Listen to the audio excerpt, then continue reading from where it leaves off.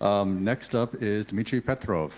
His talk is DataChain, query and version your cloud storage without moving a file. He is co-founder of DataChain.ai and former data scientist at Microsoft. PhD in computer science, previously worked at iterative.ai on DVC, data version control, a widely adopted tool for managing data in ML projects. Please say a warm welcome for Dmitry.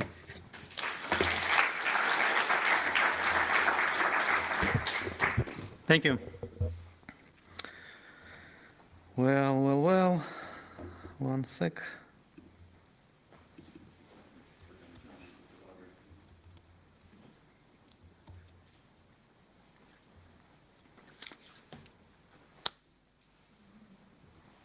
No?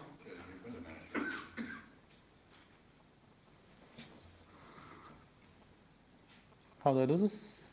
Mirror, extended display, one sec.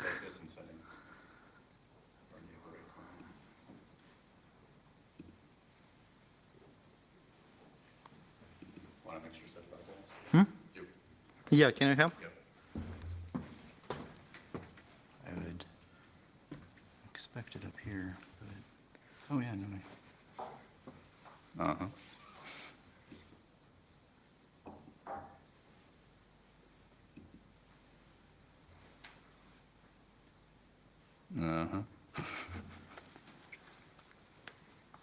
We can try another connector. Yeah. I mean, it doesn't hurt, but I mean, it's clearly seeing it, so.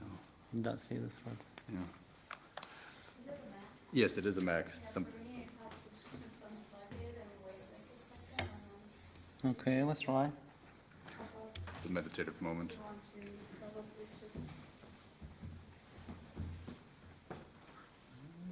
No? It should pop up.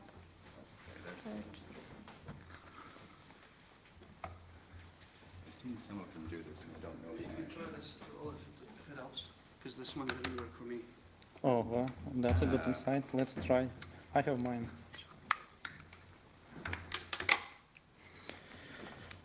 Thank you.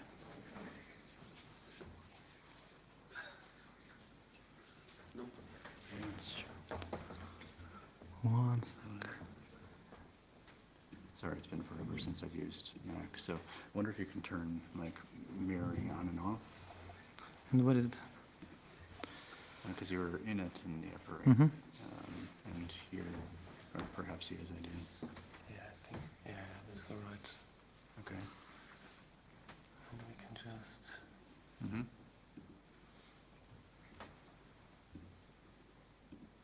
Oh, no, we can't. Yeah, exactly.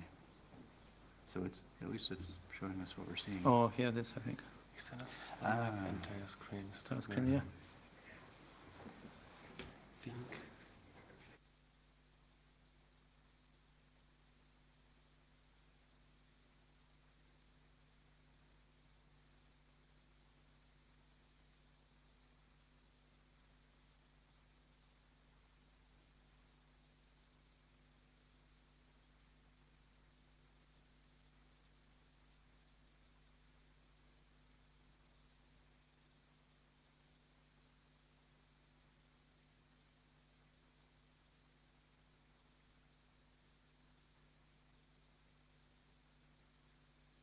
Wow.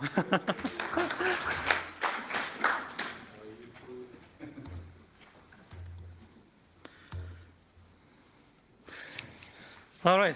Happy to be here. We will be talking about DataChain project and how to query version data in a storage.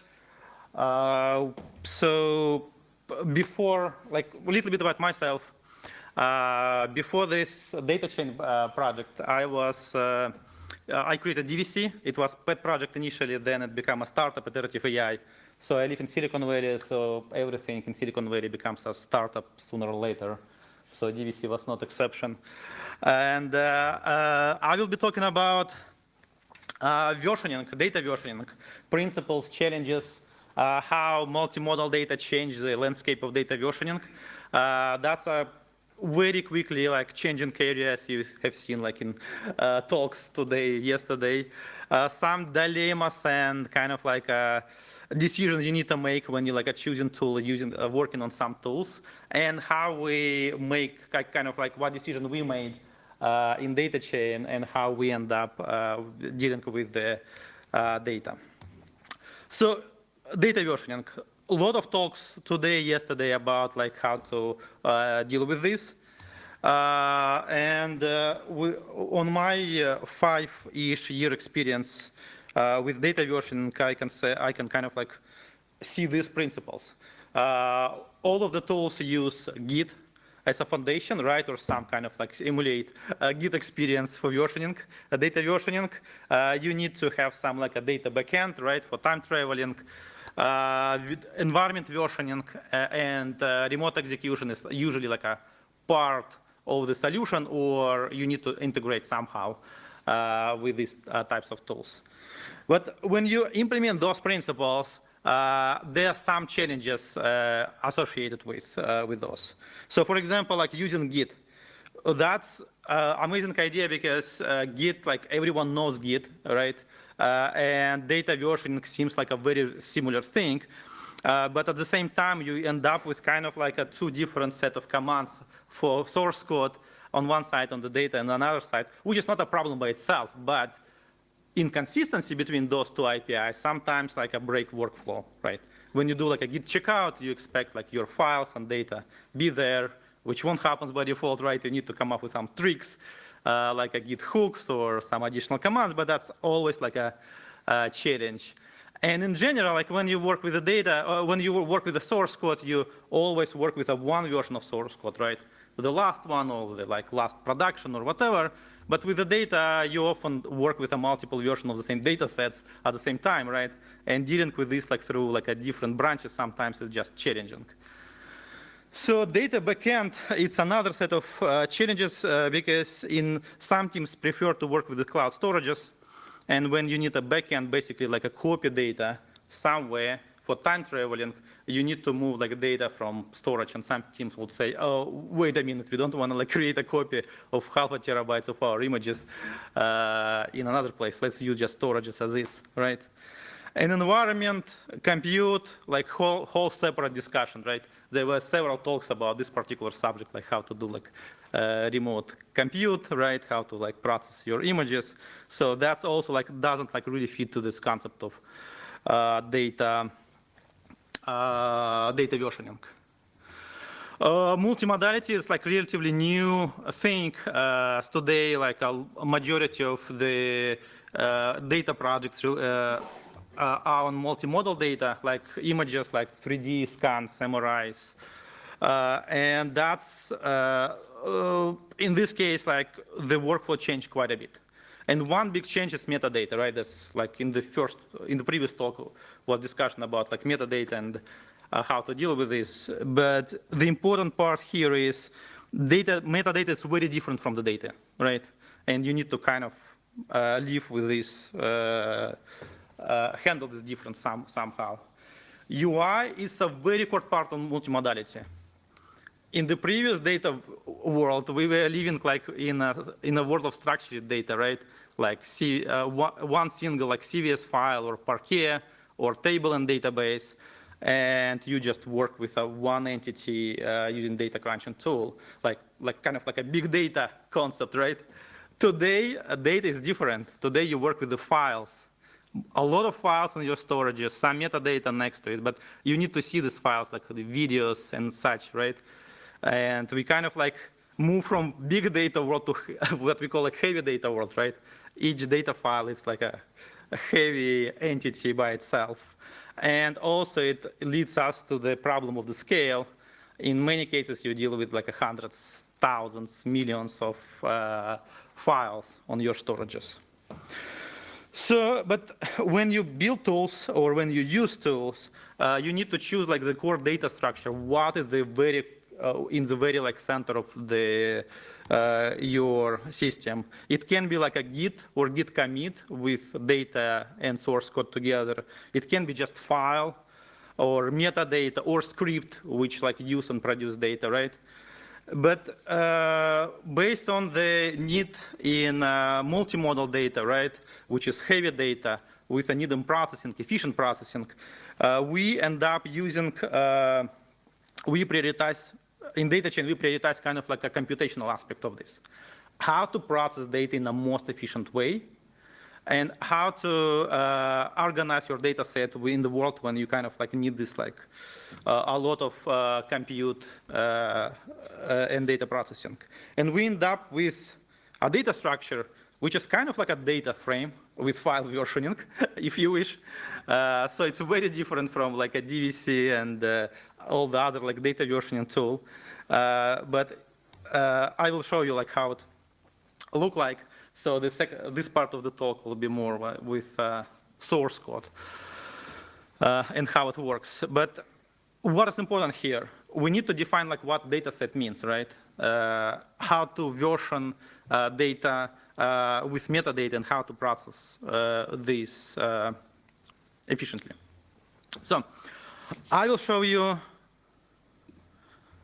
how it looks like in practice. One second, why it's so small? Yeah, much better.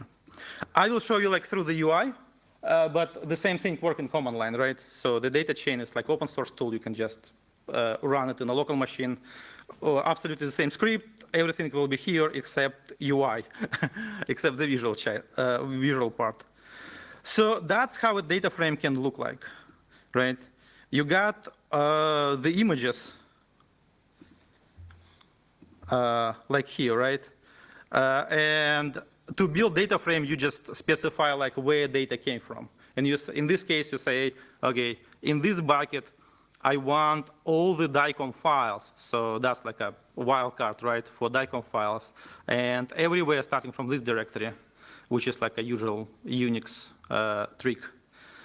And when you get the data, it doesn't read the data itself. It just create like a structure of your data sets, structure of the bucket, and put it in a data frame. And you got all the files, like links to the files, references to the files, with the sizes and e tags, right? Kind of like a almost checksum, but kind of idea of the files.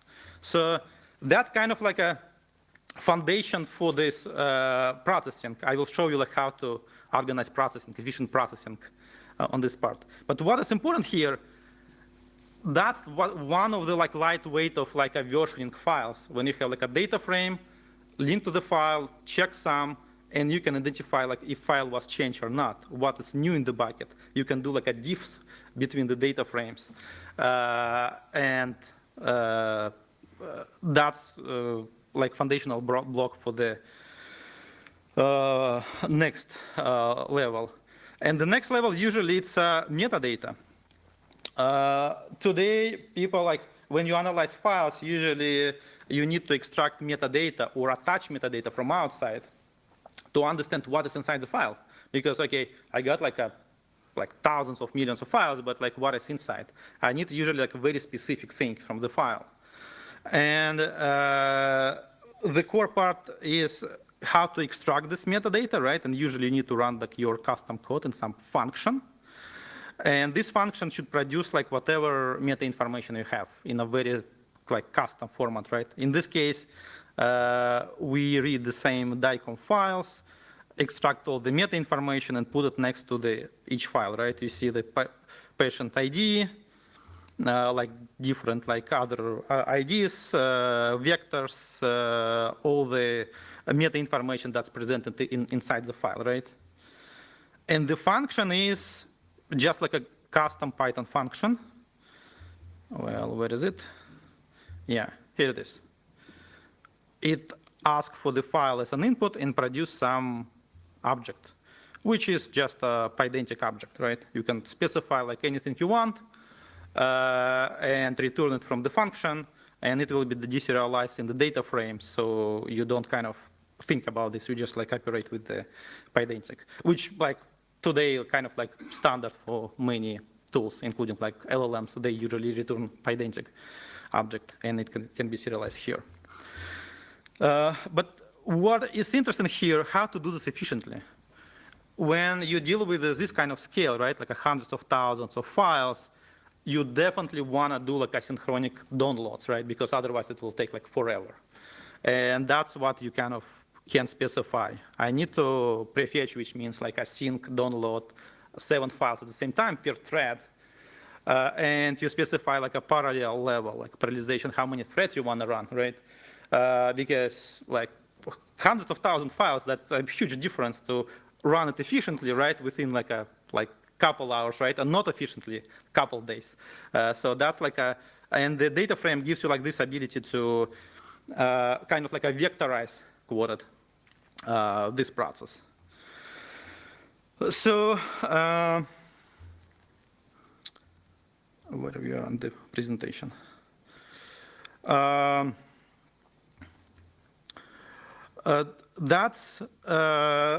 That's efficiently see on the single machine, right? But at the same time, you need many teams prefer like a distributed way of dealing with the processing. So that's another example. We take the same DICOM files and we want to aggregate DICOM files to NFTI files, right, by directory. So we specify like criteria of aggregation, which is like just a directory name, and then run some code to aggregate this. Result is just these 3D files, right, which was kind of collected from the set of the DICOM files, right? So you can like easily like visualize this part. So here is again efficient processing, right? Like parallelization, and in this case we run it in distributed mode in several machines, right? In 8 machines, not a lot, but still, it's much better. And it takes us like only like half an hour to process like almost like 500,000 of DICOM files and aggregate like all the parts. And visualization is a core part here actually. So because not core part, but like one of the must-have part. With multimodal data, you need to see like what is inside your images, or what is inside your data, right? You need to build like intuition around data, because otherwise, like how you can make like a smart decision about the data. And that's efficiency. It's pretty straightforward how to implement on top of those like data frame, like data structures. And that's like how, like why this specific data structure was chosen to do this job in multimodal world. Another thing about high-scale multimodal data set is, in many cases, your data is evolving over the time, and you don't want to kind of like process everything from scratch. For example, here, if we have done this processing and spent like half an hour of like on 8 machine to process, next time when you like a new batch of data came to the bucket, you don't want to do like everything from scratch, right? And especially when you use LLMs, in some cases you also like are paying for this like tokens, right, for like to do the processing. And in these cases, people like to use techniques like delta updates, incremental updates, which also like straightforward how to implement in the data frames world. So that's absolutely the same example as we have seen with a metadata extraction, but we specify like a delta update, which basically means do the processing, extracting of metadata from the same bucket, but when you run it next time, second times, do the processing only on the new files, right? So in this way, if you have done like several thousand of files in the first run, and like 100 files were added, in the next time, only like 100 will be like processed, but at the same time, result is going to contain like both of the parts. Both of the data set. So you kind of like incrementally increasing your data processing data set from the bucket that you initially had. So that's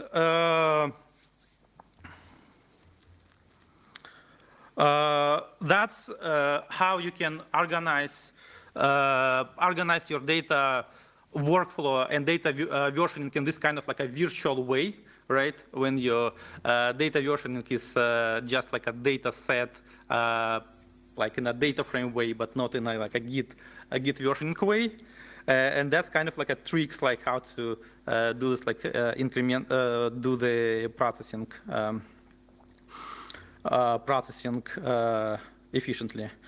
So there are a lot more like equations, a lot more like subjects related to the area, right? It's about like complex data structure because one file might have hundreds of clips. Each clip has frames. Each frame has objects, plus audio channels and etc. Like sometimes it's become crazy, and you need to like deal with this structure, right? Checkpoints, that's another area, like when you don't want to do recompute over and over again. Data lineage, it's a super important area because first of all, it's a way how to be efficient in the team at the same time. That's the way how to provide, like how to keep context about your data, about your code, and which is the key part if you work in agentic world when agents like deal with this information, because they need this information even more than we people do to make a smart decisions. So yeah, that's the idea that we are working on. That's kind of like idea we're exploring right now in the new multimodal data world. When data is changing, data is heavy, data requires like a huge processing power. Thank you. So very happy to discuss these ideas and how you deal in your environment, with your challenges. Thanks.